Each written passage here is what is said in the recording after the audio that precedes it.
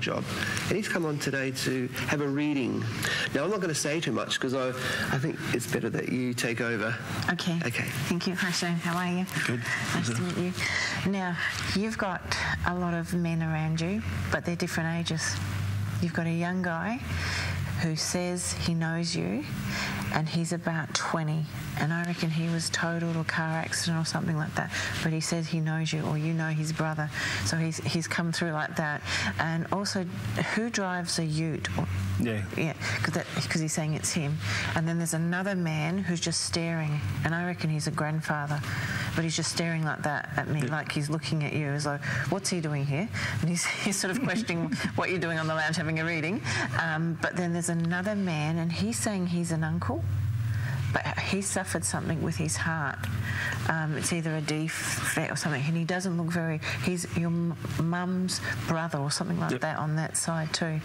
And I've got a female, but all the guys want to just get in your ear, especially this young guy too. He owes you a big thank you, and he wants to give you like a kick up the bum because he said you're doing what you're supposed to be doing, but you want to do more, like there's more for you.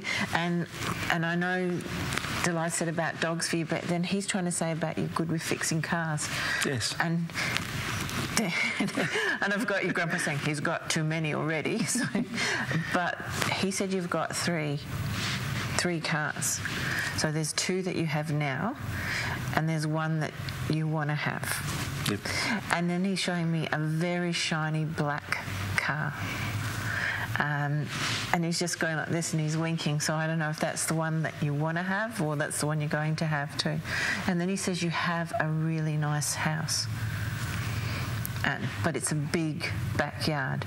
But it's also, they reckon it's an unusual shape yard. It's not your normal, it goes like off there and off down the track and that. You know, the young guy, I think he had his neck broke or something long because he's trying to say his head upwards. And then he said, you know me. And then he's trying to say something about a tattoo.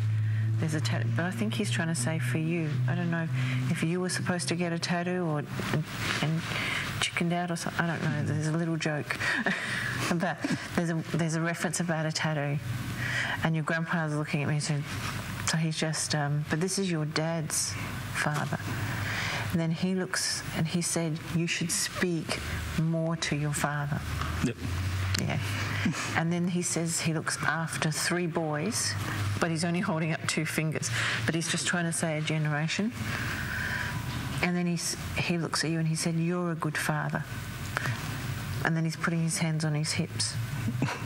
But he says 1 child, and then he wants to say 2. So how many are there for you? 1. Yeah, there's 2.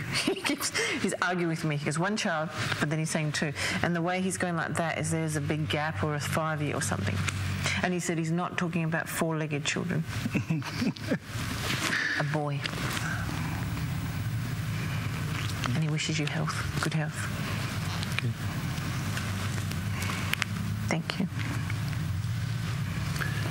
Liz, thank you so much. Thank you and for having me. Thank you, Shane, for coming on the show. Thanks, Shane. G'day, Shane. Look, tell us a little bit what happened with the reading. Was Liz right? Right with everything. I actually had some cousins yesterday that were killed in a car accident and they were driving a ute. Right. There was 4 of them. Yeah. So it was... Yeah. Sorry to hear that, mate. Yeah, no, she is amazing. She's amazing. For sure. So, look, thank you for coming on the show, and we'd love to have you back in a tick and talk about the dogs. Thank you, mate. Nice. Thank you.